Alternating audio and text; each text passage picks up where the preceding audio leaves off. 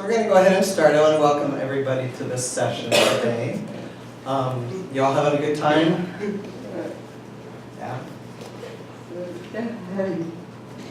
So I have a few announcements before we start. So as you know, it's very much appreciated for everyone to fill out an evaluation when the session is over. And there's a QR code back there on the door that you can scan to have the evaluation just pop right up. Or you can go online, or I have some paper ones here if you need to do it that way. And I'll be standing at the back of the room at the end of the session to check your form so you can get your CEUs or CRC credits. Also, I just want to remind everybody that today's the last day to bid on the silent auction. And it's in, I forget which room it's in, but it's close to where the coffee is. And also the exhibits, so take a chance between sessions, and I want you, if you can, to go check out those exhibits. There's a lot of great vendors there. And also, somebody lost a cane, so there's a cane, it's in Lost and Found, or they're looking for it. Okay, someone's looking for their cane, so if you found a cane, please turn it into the registration desk so they can get their cane back. So now it's my pleasure to introduce Dr. Deb Guthman, Dr. Steve Sliger, and Jared Embry to do the presentation this morning. Thank you. You want this? I think, yeah. We're going to each introduce ourselves, and then I'm going to proceed with the presentation. I wanted to let you know we're videotaping the presentation, so if we feel a little stuck in a spot, it's just to help with that process. What we're hoping to do is make some of the trainings that happened during the conference available to people who weren't able to be here because of funding or for other reasons. So if you've seen people taping, that's the reason that we're doing it. I know that some state VR agencies weren't permitting out-of-state travel, and they very much wanted to be able to participate in the conference. So some people pre-selected sessions ahead of time that they hoped we would be able to tape. So if you've seen people taping, that's sort of the reason why. We really want to try and make the information available to as many people as possible. My name is Deb Guthman, and I'm excited to see so many people here. There's a lot of other good sessions happening at the same time, and there aren't very many substance abuse presentations happening during the conference, which continues to be a concern because I'm sure many of you know from your work with your clients that it's a big issue. And so we need to continue to get more going in the field related to this area.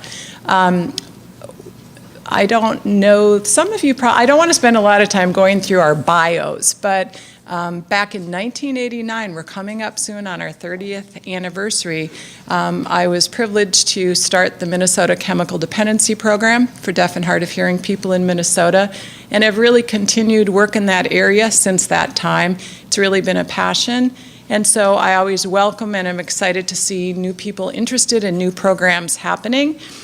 So I'm going to introduce some of the people in the room that I know that are doing good things in their programs as well. But before I do that, I want to have two of my colleagues who are co-presenting introduce themselves, and then we'll go ahead and get started.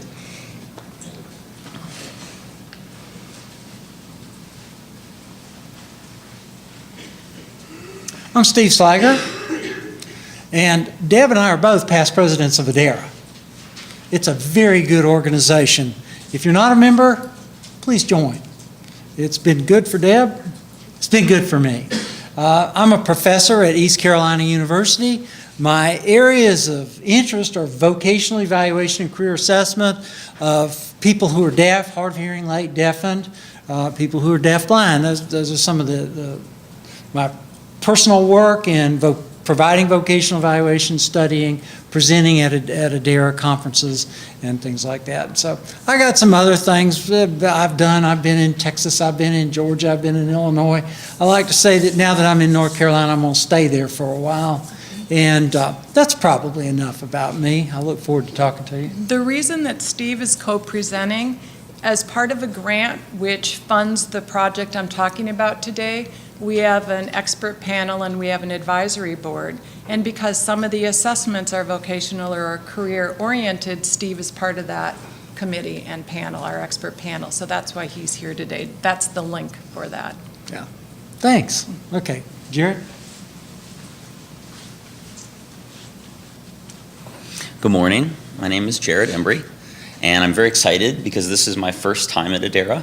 I've been hearing about it for many years, and I'm happy to say that all the good things that I heard were true. So this has been very fun. I'm hoping to come back for more of this year after year. I've been working in substance abuse research for about 9 years, and most of the work that I do is behind the scenes.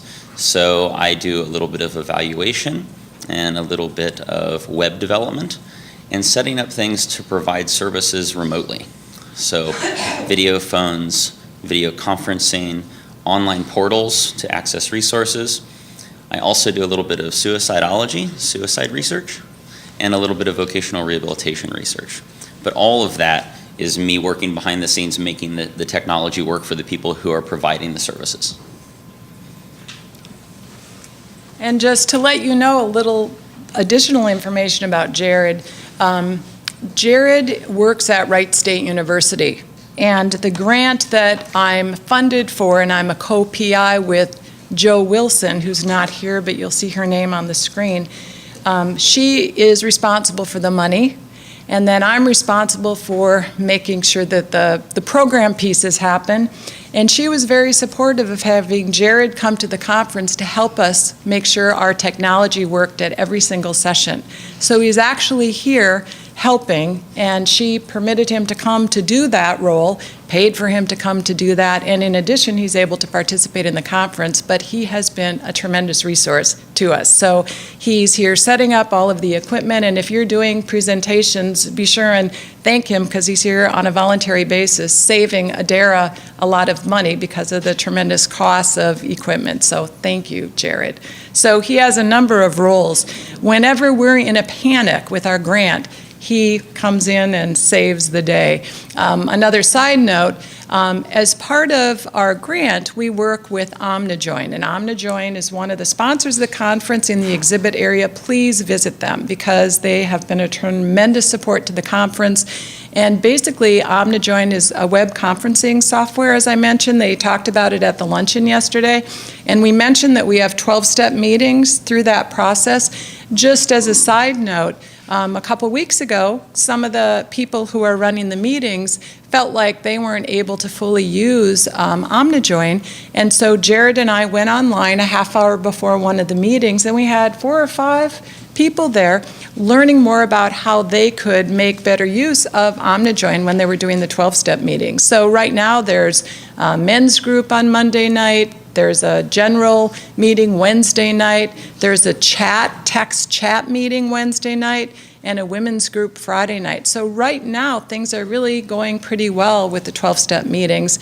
And we posted our PowerPoint on that Cumulus app, and you'll see in there how to access the 12-step meeting. It's on one of the slides. It's basically dotarecovery.org would get you to the 12-step meetings, and you can ask us questions about that if you're interested in more information for any of your clients.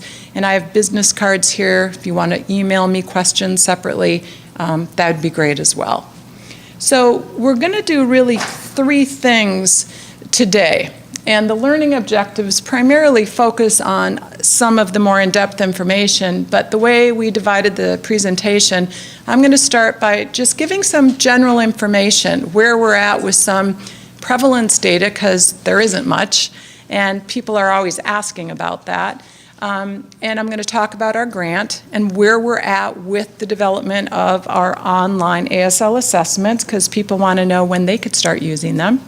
And then the second part of the presentation, Steve's going to focus on the ONET, which some of you in VR may be familiar with. I know a lot of schools for the deaf use it, and it's a good way to help people really key in on their interests, career interest areas. He's going to talk about that. And then the third part, which is really exciting, Jared's going to talk about some of the collaboration.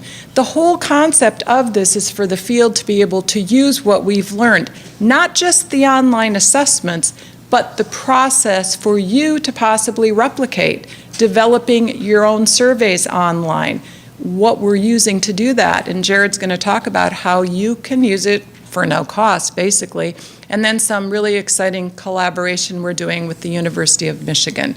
So that's what we have planned today, and we're going to show you some demonstrations and kind of get people up to speed where we're at with the grant.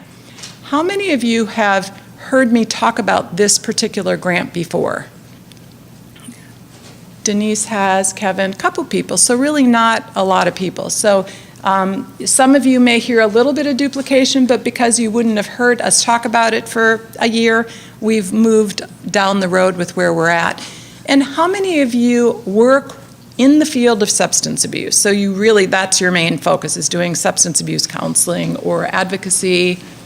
Okay, a couple people. And how many of you have clients that you suspect have a substance abuse issue?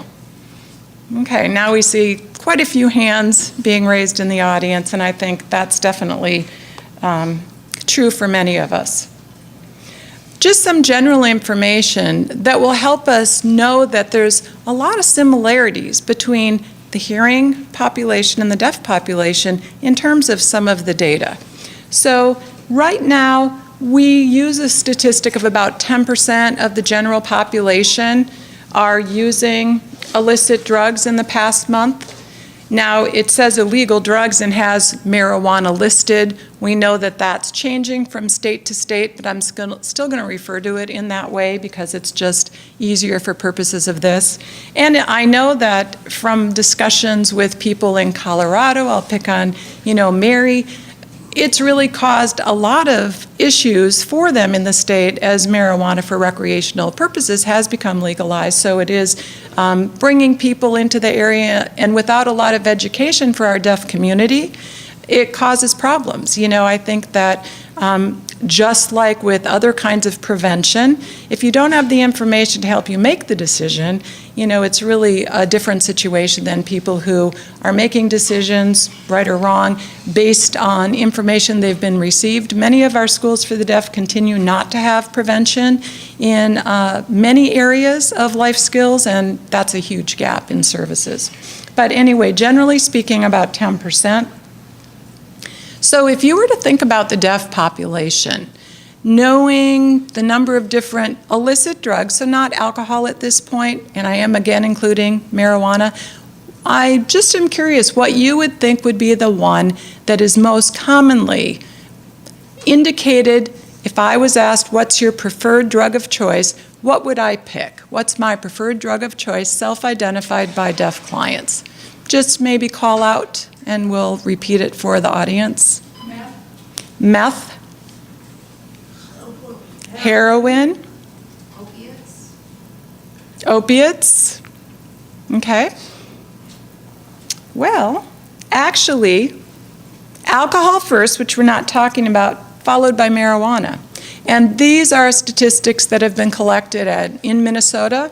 The only place we really have any statistics that are consistently being collected. So this is as of December 31st, 2016, based on 1,588 clients who have entered the Minnesota program.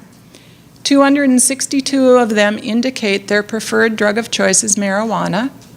And of course, 818 of them identify alcohol as their preferred drug of choice, which is, for obvious reasons, easy to get, and then usually moving down the line. Now, we know in certain parts of the country, heroin is a terrible problem. And we know that right now, it's especially in Massachusetts, just horrible, and in other eastern parts of the United States. Keeping in mind, the primary number of clients from Minnesota come from Minnesota, but they have served people from 49 states, as well as 4 or 5 provinces of Canada. So although the majority may be Midwestern, this isn't really just about Midwestern statistics. So just something interesting. Question? Hang on. So you surveyed 1,500 people? Is that Yeah. estimated for the group? The question is about the data and where it basically comes from. So the Minnesota Chemical Dependency Program opened in 1989. Since 1989, every client that comes in, we gather demographic information. So this actually comes from information gathered from 1989 to present, self-reported by clients. So it's not a survey, it's the clients in treatment who are deaf in Minnesota. Hold on, and then I'm going to have you hold questions, maybe jot them down so you don't forget, but go ahead. So, sorry about that. Going back to the survey, I'm asking about the age group of the people, like the average age group of who you surveyed. Yep. And I actually have that in a slide that I can show you. Oh, I actually removed it because I didn't want to take time, so I can tell you. Clients, originally when the program opened, we served clients from 16 and up. Over the years, just because of issues dealing with minors and adults, the primary focus was really 18 and up. The oldest client has been 73, because that's a forgotten population. A lot of those individuals suffering loss and depression, and we don't think about that population. The average age for both women and men tends to be 25 to 35, sort of after they've failed the DVR system, failed all of the wonderful school staff trying to protect them from consequences, and disappointed many people. Finally, consequences start, and then they end up in treatment. The program, interestingly enough, of the 1,588 clients, about 1,200 have been male, and about 300 or 400 have been female. So we could do many presentations and discussions on why that is, and we're really not here to focus on that, but I thought you'd be interested in that statistic. So not only is marijuana really reported as being the preferred drug of choice for people that have been served that are deaf in the Minnesota program, it's interesting to see that about 8.4% of those indicating that they've used illicit drugs in the hearing population identify that as well. So again, we see some parallels between our deaf and hearing populations. It just froze to advance. See, comes in handy having the tech guy in the session with us. Should I see if this works? I think I think the whole thing Whole froze. thing froze? Okay, that's okay. That's okay, we'll just reopen it.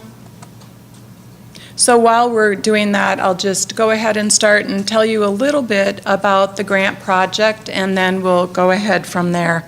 So in 2014, we received a federal grant through NIDR, and it was for 5 years, and the purpose of the grant is to develop online assessments related to mental health, substance abuse, and vocational rehabilitation. And as we've gone on, it's been interesting. We've found that there's different tools being used in the field, so we've continued to develop our grouping of assessments. Most recently, we've added the GAD-7, which looks at anxiety, and the PHQ-9, which looks at depression. How many of you are using with your deaf clients either the GAD-7 or the PHQ-9? Anyone in the audience? Okay, Joni is. What is what? GAD. Oh, generalized anxiety disorder. So it's an assessment that looks at generalized anxiety, and the PHQ-9 is patient health questionnaire, and there's 9 questions, that's why it's 9. And it's really a screener, and they actually use similar scoring, and we're seeing more and more people using them because they're pretty brief and to the point. However, they're not available in American Sign Language, and so most clinicians who would use them would sign the questions. And as you know, in order to be consistent, it would work better to have it all done so that you as a clinician could use the assessments and have the same kind of presentation to the client. So that's kind of the goal of it. How are we coming? I had to restart it, so it'll take a second. Okay, it'll take a few minutes. That's too bad, because let me just, hang on one second. Let me just grab my hard copy, and I'll use that as a guide.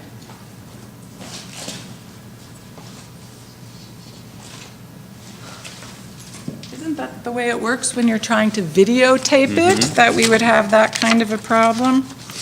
Normally, it wouldn't be such an issue. That PowerPoint I gave you, where'd you put it? I don't know. You don't. Here it is. Okay. This thing is struggling. One of the other things that I wanted to mention is we're in the process of doing a book related to the similarities or the issues when people enter prison and the use of substance abuse when they're deaf. And there's a high correlation. Years ago, Mac Vernon looked at 29 deaf individuals who were all serving time in prison, and over half of them were intoxicated when they committed their crime. So we're in the process of trying to do some work in that area. How many of you work with people who are in prison or inmates who are deaf? Nobody works with the prison system? Prison, people who are in jail who are deaf. Not in the system, but, asking questions, interviews. Stuff like that. People Yeah. who maybe not necessarily staying in the prison system, but who have experienced the prison system in general. So people who maybe are on parole, on probation, who have different kinds of consequences related to it, yeah. Okay. So why do you think that we don't have any prevalence information related to the deaf population in terms of people who have substance abuse issues? Why isn't it out there? Any idea, any thoughts why we might not have that information? Not a lot of research. Not a lot of research. Any other thoughts? Language accessibility. Language accessibility related to gathering information, you mean, or people to go to treatment itself? It's the revised one. Both. I would say both. Mm-hmm. And there's no standard set. There's we all use different tools. Right. Everything being used is different, exactly. And also, Right, interpreters. exactly. There aren't a lot of training programs that really focus on substance abuse, sort of terminology and language, although I know that the new interpreter training programs that were just funded, they're going to try and do something in that area. But even the clients that you work with, they don't know what they're using. They don't have a name for it. You have to describe what it looks like, how it makes them feel, and then a lot of it is then figuring out what it is that they are using. So even if you have the sign for it, it doesn't mean that it's a sign that the client necessarily is familiar with. So there's a lot of issues and a lot of reasons why we're really lacking that information. And one of the things I always encourage is people to try and get money, federal funding, because we really need more people trained in this area. And how can you get money when you have no information? People want to know, do you know there's a problem? Where's the statistics to show that? What is the prevalence? So it's something that's really lacking in our area. Okay, we're back. Yep. Good, thank you. Okay. Oh, and I guess I did keep it in for you. So this shows the actual average age of clients who have entered the Minnesota program and the numbers. So males, 1,166. Average age, like I mentioned, 25 to 30 and then up to 43. That's sort of the age we see. And for women, 421, but really the same age range. It goes from about 25 up to 43, so same age range. I also thought, because we may have VR counselors in here, the largest percentage of individuals seeking treatment are unemployed. And actually, unemployed people get better insurance than people who are employed. If you're employed, you're lucky to be able to come to basically dry out, and then you're discharged to outpatient. So unemployed is the largest statistic of people coming in. Funding source, mostly for us, is Medicare, because it's federal money. And you can leave the state if you're receiving federal dollars. And typically, if it's state funding, there has to be approval for that. And then I also thought it'd be interesting for you to know that back in 2008, we had 7 specialized inpatient treatment programs. And of those programs, we still have some of these in existence. I'm going to show you which ones. But I did want to mention that Desert Hills, which is an adolescent I think of it more as a behavioral adolescent program, although they get individuals with a wide range of problems. David Sorensen's here, who runs that program, so I wanted him to have a chance to wave if you haven't seen him, because his program really is the only adolescent program, and again, more behavioral mental health than substance abuse, but it's the only one really left serving that population. And so this slide shows you some of the programs that were in existence years ago, and I want to show you what's left now. We basically have 4 inpatient or residential programs serving adults.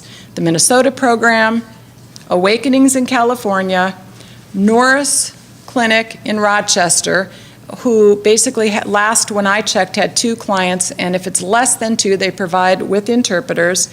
And then Caring Works is a program that Georgia funded through a lawsuit that they had to develop mental health services, and the woman who's a state coordinator there wanted to add substance abuse services. So they took an existing program called Caring Works, and they have an individual who's deaf who is here with us and just recently got certified as an addiction counselor working in the program, but it's a male-only program, and they work with interpreters. Kevin, I just wanted you to raise your hand so people can see you in the back.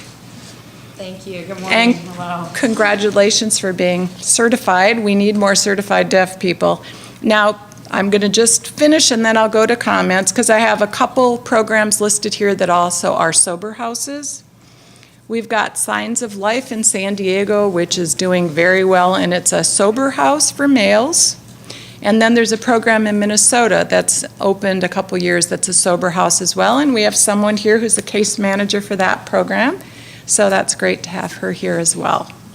Doesn't San Diego also have a sober house for women?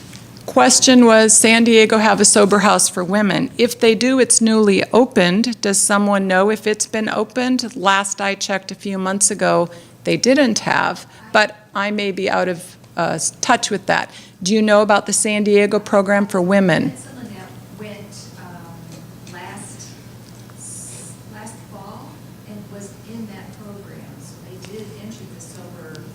A female who went to the sober house. Now, keep in mind, they don't have housing. It's outpatient. So they house them in apartments, and then they are transported during the day. So that's not, an ideal, it's not primary treatment. But they do a good job, from what I understand, with the clients that go there, and it's staff working there. But that's not really the same as some of these more intensive inpatient programs. And you can lose people sometimes in that transport. Then there was 2 other comments, questions. I don't know who was first or second. If we need the interpreter, I need them to come up and go ahead. Okay.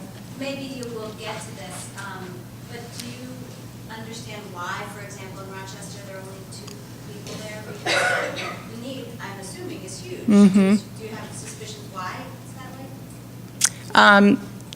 It's perplexing that in the entire state of New York, the only approved program right now is in Norris Clinic in Rochester, New York.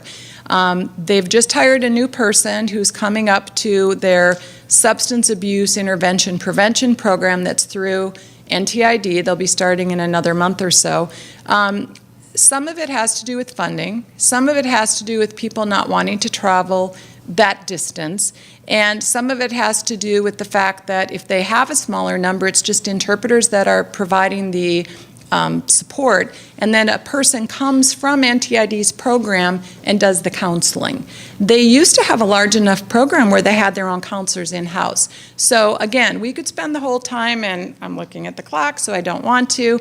We can talk about that separately. It perplexes me that we only have 4 specialized programs in the United States, and most of them aren't full, and that other states are doing different things. But again, you don't see the numbers that you should in treatment.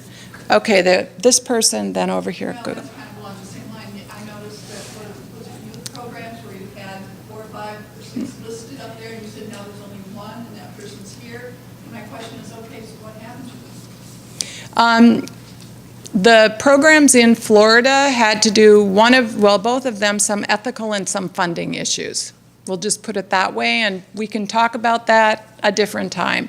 So just because a program is there doesn't mean it's a good program, and there's problems getting qualified staff. You can't have a program without qualified staff. So even though there's an intent and there's a facility, it doesn't mean the program's going to, be successful. And then I think there was a comment or question right there, behind last row. You had a comment or something you wanted to say?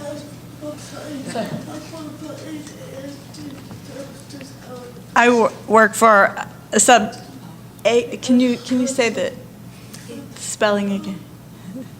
The program. NSAID. Right, which I just said, SAISD at NTID, that's affiliated with Norris Clinic. And I mentioned that. So why do you think that Norris Clinic doesn't have more people in treatment? Do you want to come up? Yeah, I can tell you. Okay, Or maybe I voice, can say it that's really fine. briefly, that's fine. So the problem is they sent letters out all over to courts, to providers, to various places. And it seems they still have no idea about our program. So it has been a struggle disseminating the information, huge struggle. And I don't know how we can get deaf people to come in. I need more help. Feedback would be great on how to do that. And I do know a lot of people need help too. And, I see who they are, and I can't say, you need to come to treatment now. Right. Okay, now I'm gonna be hardcore, so we're gonna hold questions and comments. Please write them down. I know everyone's just hungry to talk about this because there isn't anything out there for this. So, we can try and have some opportunities. We've done that at other conferences, set up email lists so we can communicate with each other as a group, because I know there aren't enough presentations here on this topic. So that's why I did want to do a little intro, but now I'm going to kind of focus on our grant and talk about what we're doing, which is going to be wonderful for many of you out in the field. So as I mentioned, we're in the process of developing a number of online assessments, and we work with an expert panel who's involved, and we meet pretty regularly to talk about where things are at with our project. We involve a number of members from the deaf community helping us to determine what signs we're going to be using, what concepts, and there's never full agreement because, as you know, the population and the way people sign different concepts is very widespread. So we try and go for sort of the middle ground in terms of the way we're doing this. I wanted to just let you know the instruments that we're working on validating. Right now, in terms of substance abuse, we're working on the audit, which is going to be, it's a 10-question item. We already have, I don't want to confuse it, but the audit has different numbers of questions that you can do. One of them is the audit C, which has 3 questions. We did that, and we thought it would be better for the field to have the bigger one that has 10 questions, so we're going to redo it. We have the Beck Depression Inventory. Some of you may have used that with clients. We have the Drug Abuse Screening Test, the DAST.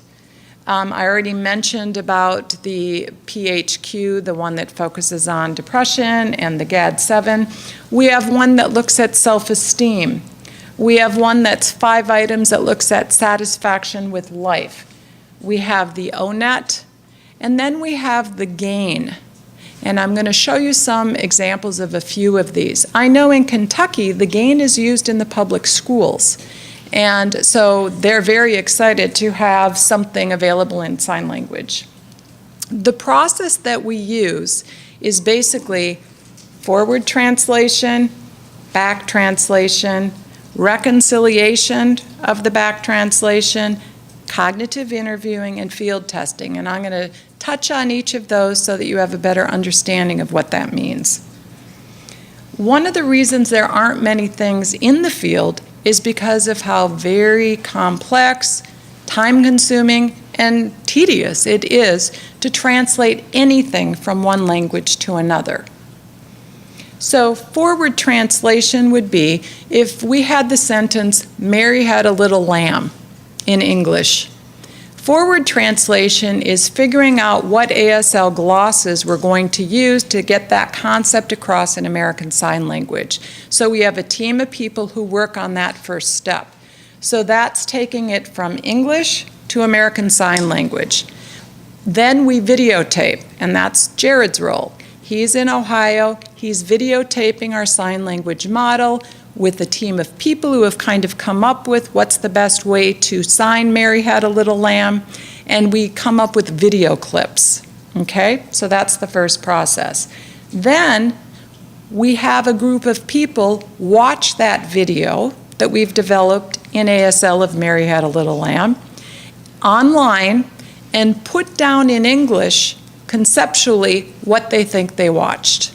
That's called back translation. Once we finish that, we have to compare. Is Mary Had a Little Lamb in English being reflected properly by this group of people who wrote down after watching it being signed in ASL, does it match? That's where we're doing the reconciliation, and I'll show you an example of that. Okay? Does that make sense? So that's the first piece. Now, for the back translation, we had 30 people watch everything we've ever done. They get paid. You saw that huge list, right? Think about all the video clips for all those different assessments. So they watch that online and they write down conceptually what they're seeing in English. This is a group of people who are CODAs, so children of deaf adults, or deaf individuals, who gets paid again for doing this. Okay? Now, when we complete this process and we compare to see if it's actually conceptually equal, if it's not, we videotape it again. Some of these things we've done 3, 4, 5 times, so it's quite an in-depth process. So this is what it would look like online. So if you were helping us, and some of you have helped us in this room with this process, you would click on the instrument and then you would see this. So you see the video clip on the top and there's 2 boxes below.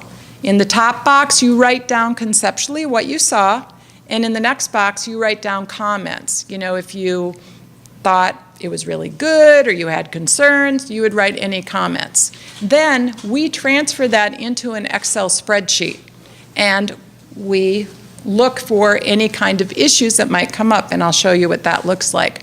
But I did want to mention one of the ones that was particularly challenging was the back depression inventory. Now, if you're familiar with that, there's only 21 questions. So that sounds like a piece of cake, right? 21 questions. Well, there's 4 potential responses for each concept. So basically, you have over 100 video clips, and we redid it many times. So when I asked Jared, can you find the video clip from the second time we did it? He has to go through this directory of like thousands of video clips. So it's very, very involved.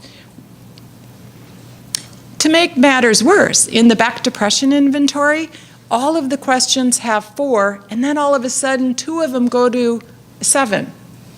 So it skips to more possible responses. So just making those concepts clear to the client is a challenge. And I just wanted to give you an example of how we do the back translation reconciliation. So again, these are questions from the GAD 7. So if we look at one of these questions, number 5 was being so restless that it's hard to sit still. You can see on the grid I've indicated red on some of the items. So we've pulled out each of the back translators' comments to see if they're catching the point. So the main point of this is that you're so restless you can't sit still. So some of the comments, fidgety and difficult to relax, that's pretty right on. Hard time to stay calm, more restless. Hard to sit relaxed calmly.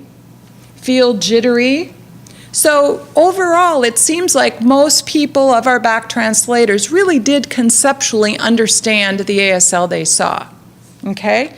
So let's look at one more. So the PHQ-9, which is the one that looks at depression, again, we'll look at just one item. We'll look at number 4, feeling tired or having little energy. Now, the concept of little energy, just think in your mind of how you would sign that with some of your clients.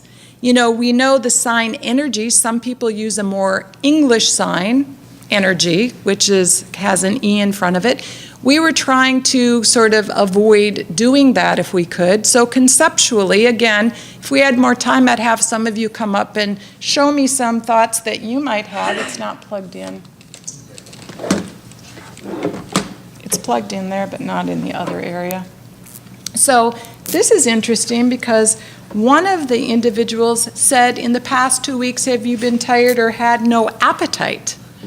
So obviously that sort of missed the boat, no appetite. But other people that we were looking at, and this is just a few we pulled, kind of got the concept of being unmotivated. So I believe on the first time we did this, we actually signed unmotivated instead of little energy. And we're coming together in June to redo this because I don't know conceptually if unmotivated and little energy, is the same or not. So separately, again, from right now, if you have thoughts on how you would sign little energy, I would really love some feedback. But this just shows you how this process works. And so we would then make a decision that enough people sort of were off point that we would redo it again. So that's sort of the process. Now, once we get through this part, we still have two more checkpoints. Next, cognitive interviewing. We actually meet one-on-one with 20 people, all deaf, through video, phone, or in person. We have 2 staff doing that, and they go through the whole process, item by item. Personally, what did you think of this? Conceptually, did you get it? Do you have any issues? Was the signing model going too fast? Should they be slower? A number of questions are researched. And again, if there's enough concern, we'll redo it at that point. And in your PowerPoint, I have some examples of some of the things we have them looking at. Then sort of the last phase is field testing. So we're actually sending it out to 450 people. And again, they get paid, so this is all online. So we actually have 450 people take the assessment in a similar format that you saw with the video clip, and then they respond, and we gather statistics on that to determine, again, if we think this is going to be a valid instrument. And we have 300 people who are VR clients and 150 who are non-VR clients taking the assessment. So until we satisfactorily meet all these different areas, we continue to redo it, and we don't feel like it's ready to be out in the field yet. So we've actually had people from 48 states. The only states that haven't participated yet in the field testing is Wyoming and Hawaii. So we try and get a wide range of people because, again, of regional variations. We want to have a lot of people represented. And then we've done the process through field testing so far with 5 of those 9 instruments. The others, we still have not gotten to the field testing process. So we're just going to be starting our 4th year. We have 5 years. So you can see why in the field we don't have a lot. There was a woman from Gallaudet, Barbara Brower, who spent most of her career trying to validate the MMPI, Minnesota Multiphasic Personality Inventory, which I believe is 543 questions, something like that. And she never really was able to complete it. Can you imagine? I'm talking about 10 items, 5 items, 21 items with 100 video clips. So you can see how very involved this is. I wanted to just show a couple pictures of what the GAIN looks like to give you an idea. So the GAIN is the one I told you, it's being used in schools, and they have an internalizing, there's 4 different fields it looks at, and I'm not going to really spend time talking about that, but this would be an example for the GAIN. The top shows the person signing, and then you click on the responses below, and you have an opportunity to watch it repeated times if you're not able to catch what they're saying. And the reason I wanted to just highlight this is we have started gathering some statistics, and I was thrilled to see how well this was going for us. So the GAIN has been translated into 21 different languages, spoken languages. And so if you look on the bottom list, out of 10,000 hearing adults, their internal consistency was at about 0.88. Ours, with 583 individuals, was actually a little bit higher with 0.93. So, you know, the GAIN instrument has really done well so far with what we've looked at in terms of the validity of it. And that one, I would say, is probably the closest one to being ready for use, but not yet. So the last thing before I turn it over to Steve is I just wanted to show you a brief little demonstration of this. I had it all set up, but we lost it when it went out, but luckily the internet is pretty decent here. No, I have to reconnect it. I spoke too soon. Deb, is it okay to videotape this or not? Yeah, that's fine. Not a problem.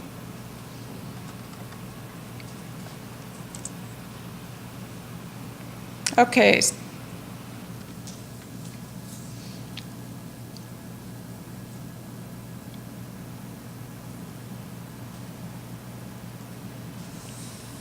Okay.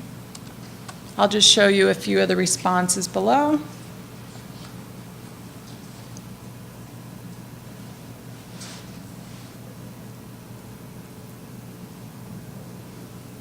So, and again, Jared's really the one who sets it up technically, and there's a lot of reasons why it's set up the way it is. You know, some people do all the signing, all the responses with the person doing the video. We wanted to set it up in a way that they could repeatedly click on the responses and have each one be separate videos. And there's 5 possible responses, and that's a lot.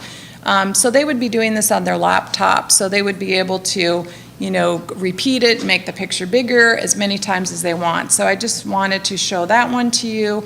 And then the other thing is, with the GAIN, there's one question that focuses really on suicide risk. And so we felt like if you were doing it this way and you didn't have someone right there to really take the next steps that might be necessary, what were we going to do? So we do have resources that we share as part of this, and the GAIN requires that you at least show that you've attempted to answer every question or intentionally don't want to answer. So there isn't the ability to just skip it. You have to actually click that you're skipping it, and that was a lot of discussion how to do it. So I have our whoops video that I'll just show you.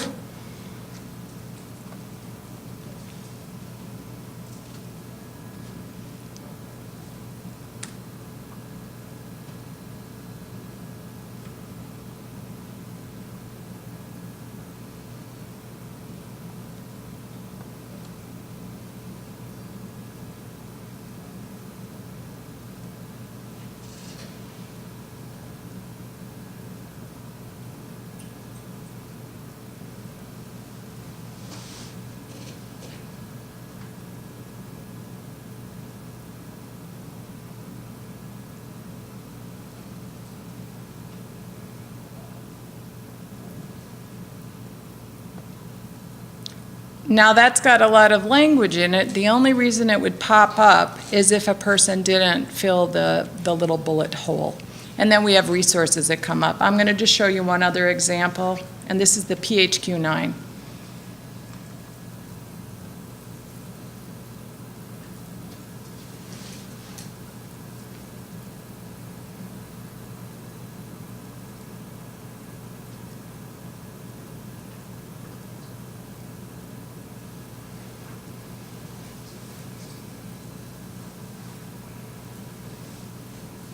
Okay? And we could spend, again, time talking about, here I'll show you what it is in English. Trouble falling or staying asleep or sleeping too much is what was just signed. We'll look at it one more time so you can see that.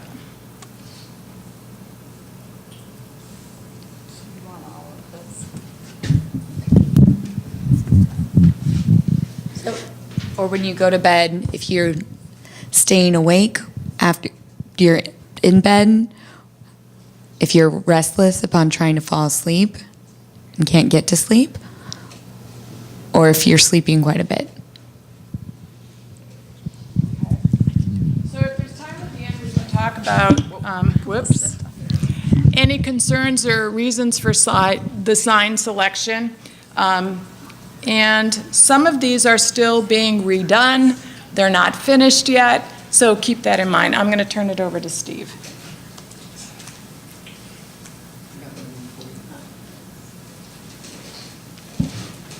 Are you taking a question? Question for Deb, I think, right? Just a follow-up, to what Deb was just saying. I'm wondering if you have a POC, a person of color, also doing some of these signs. A lot of my patients are people of color, so.